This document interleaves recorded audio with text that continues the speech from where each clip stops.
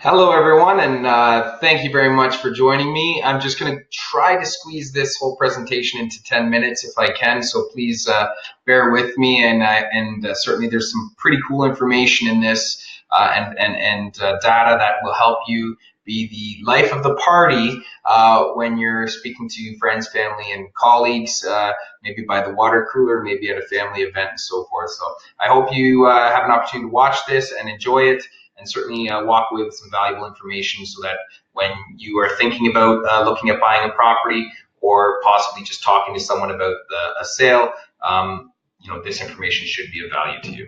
So let's get started. 2018 market update. After a few people have asked me to get into it. 1 second, here we go. So we're going to talk about what's in the news currently, what market stats are looking like, and an update on what's been going on in 2018. Is real estate still a good investment in the GTA? So there's some people who are concerned about there being a possible bubble. Any indicators of growth?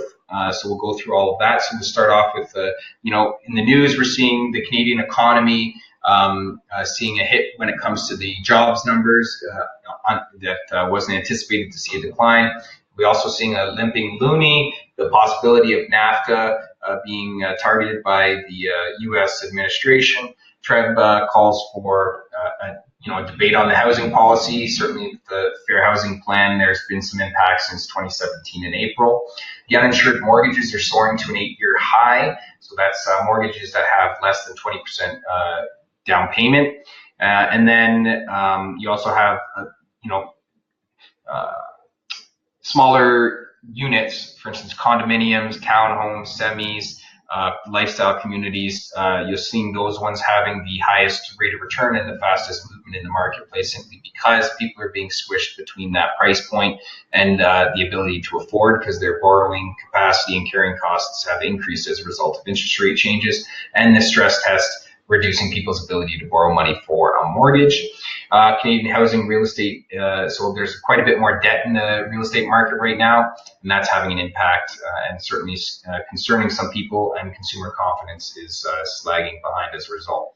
So getting into the market stats, getting into the numbers, let's talk about the Toronto Real Estate Board market stats, what they've released. So I want to compare year over year, especially back to when in the height of the sellers market in January of 2017 is when we saw the peak.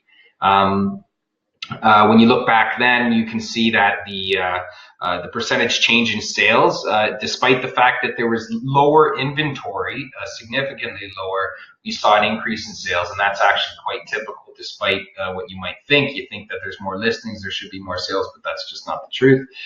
More people are fighting for less listings, and that's why more property sells. You can see MOI represents months of inventory. There's only 1 month of inventory.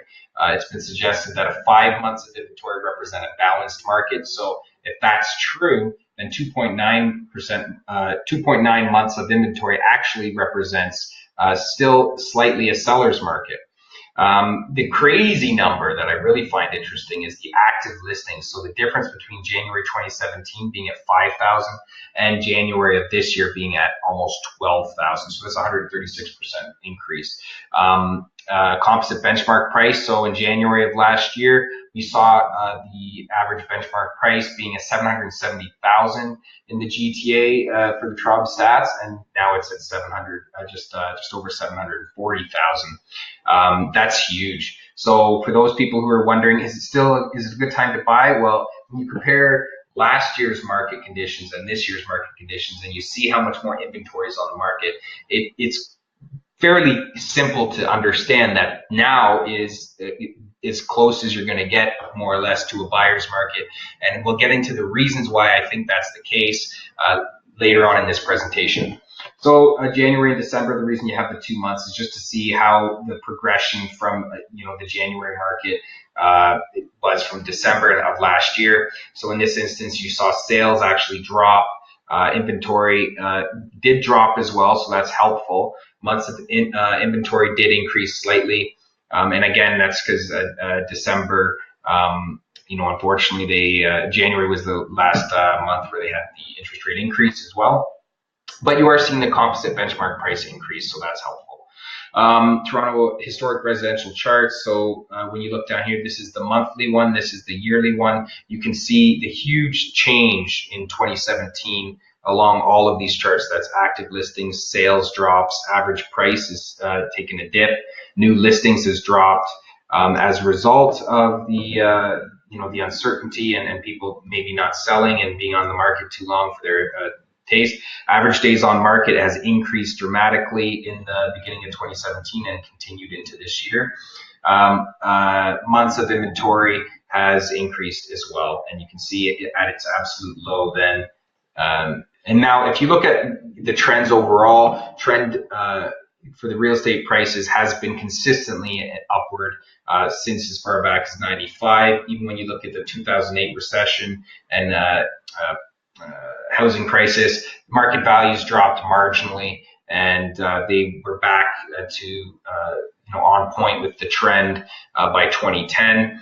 Here you can see the spike in 2017 and then the adjustment back to the average and the trend.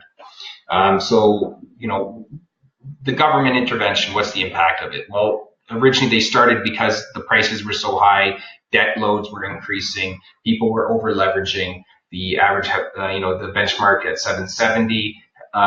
These were all reasons why the government was forced politically to make a decision on how they can address these problems. So their solution was the Ontario Fair Housing Plan, which had a 16-point plan, included foreign buyer tax, similar to what would happen to BC and Vancouver, and then the rent controls are also having an impact on investors and market rents.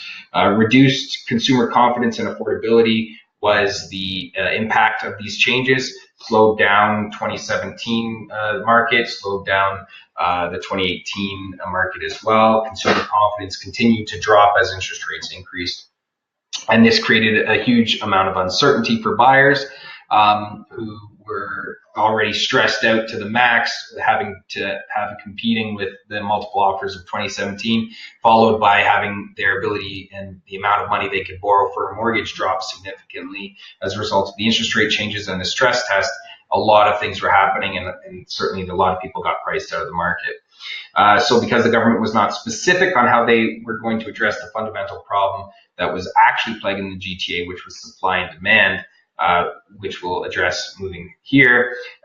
So the demand side was what the government pursued by increasing interest rates, making it more difficult for people to afford housing, in so doing reducing the demand for housing because people could not afford it, even more so than it already was difficult to afford. So, but what are the trends that are pushing this increased demand, which is increasing the price in general, that the government needed to step in? Well, for starters, population trends. Population has been increasing steadily and continues to increase and is projected to increase substantially over the next decade or two. You've got immigration, urbanization, as a result of a lot of policies by the Canadian government and our society. A lot of people want to move here. It's a very stable government overall relative to the rest of the world. Geography has a huge impact on the affordability of the GTA. Infrastructure also makes it more difficult or easier for people to buy housing outside of the urban core. So population here, according to the Ontario Ministry of Finance projections, they're suggesting that we're at around 6.6 million, and that by 2040 we're going to be closer to 9.4 million in the GTA. That's a substantial increase in the population, which will result in increased demand for housing, which makes sense. And so this is another reason why supply is probably the side of the equation we need to be paying attention to. So, but as a population, as Canadians, we're actually not making as many babies, whereas net migration is supposedly to continue at a decent trend, with 300,000 new immigrants a year in Canada. In the greater Golden Horseshoe, this map here is of 2005. What the Greenbelt map suggested was going to be infill area, and obviously the green represents the area that's not to be touched, conservation land. And then in 2017, you see how much of that space has actually been filled in, both all the way on the west and east sides of the GTA and the greater Golden Horseshoe, but also on the north side. So you can see Brampton's pretty much filled in when it comes to urban sprawl. And this is putting more pressure on the freehold market because of the lack of available land for development. So an investment in Ontario infrastructure is at about $550 billion across many different sectors. Infrastructure includes obviously transit and transport, but also in the education and skill development side of our economy. A fair housing plan doesn't address the supply problem. Again, that is the real problem, and this is why real estate is going to continue to be a fantastic investment into the future. And now is actually the best time because inventory is so high and because consumer confidence is down. It's likely to be the best time to buy into real estate before the market gets back up and heated as a result of the demand in population and geography. So moving on, reduce the approval time. This is one way you can address that. You can also invest in public transit infrastructure, and you can encourage high-density residential communities, condo townhomes, freehold townhomes, semi-detached condo apartment buildings, and lifestyle communities, which is also considered for baby boomers, for seniors' homes and such. Thank you very much for watching. I hope you enjoyed this video. I hope it was very informative for you. And thanks for your patience. And please do subscribe to my YouTube channel or Instagram, where we have another series called the Mayer-Harman Minute, where we address real estate issues and necessary things that you should know if you're looking at owning real estate or if you're looking at selling real estate.